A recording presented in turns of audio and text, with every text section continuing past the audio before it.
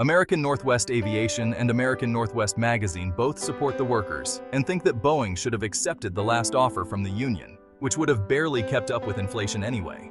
Let's take a moment to consider the bigger picture. Corporations have been getting away with making billionaires and multimillionaires and taking way too much of the profits and not sharing it with the workers.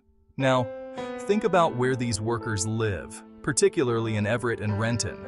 These are places where the prices for housing are extremely high. A salary of $100,000 a year isn't enough to make a living and buy a house in Everett or Renton.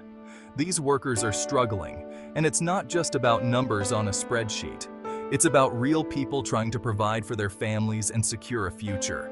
The question remains, how long can this imbalance continue before it breaks the very backbone of our workforce? Boeing has accused the International Association of Machinists and Aerospace Workers Union, or IAM, of bad faith bargaining. Before we dive in, don't forget to subscribe to American Northwest Magazine and Aviation. Hit the like button, share this video, comment where you're watching from, and click the notification bell to stay updated. Alright, let's get into it. Boeing has filed formal charges against the IAM union, alleging that the union misrepresented deal terms to its members and refused to negotiate in good faith. Boeing claims the union actively encouraged a strike, which has led to significant harm for the company and its stakeholders. The company states that it offered a historic agreement, which was undermined by the union's misinformation campaign. Boeing also alleges that the union violated its own constitution by not allowing members to vote on a subsequent offer. This situation has led Boeing to seek a resolution through the National Labor Relations Board.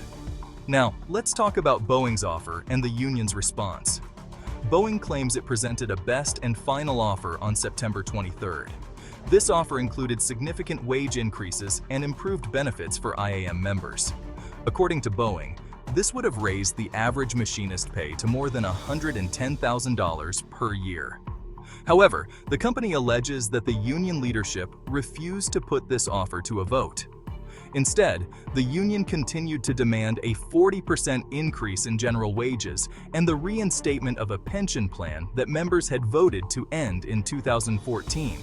Boeing views these demands as unreasonable and states that its attempts to further improve the offer were rejected. Ultimately, Boeing withdrew its offer, accusing the union of not compromising and prolonging the strike. Now, let's discuss the impact of the strike and future negotiations. The strike has affected over 33,000 IAM members, leading to the loss of Boeing-sponsored healthcare benefits and the furloughing of additional employees. Financially, Boeing is taking a hit with daily losses in the millions and production delays. The company's creditworthiness has been downgraded. Despite these setbacks, Boeing reported a higher-than-expected number of aircraft deliveries in the third quarter of 2024. However, the ongoing strike continues to cast a shadow over the company's future. Political figures, including members of Congress, are urging both parties to return to the bargaining table. The outcome of these negotiations will have significant implications for Boeing, its workforce, and the broader aerospace industry. Boeing is set to lay off 10% of its employees as a strike by factory workers cripples airplane production.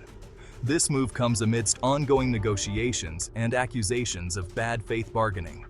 If you found this information useful, please give a thumbs up, share your thoughts in the comments, and don't forget to subscribe to American Northwest Magazine and American Northwest Aviation. According to the Linwood Times, the union has countered Boeing's claims, stating that the company has been uncooperative and dismissive of workers' concerns.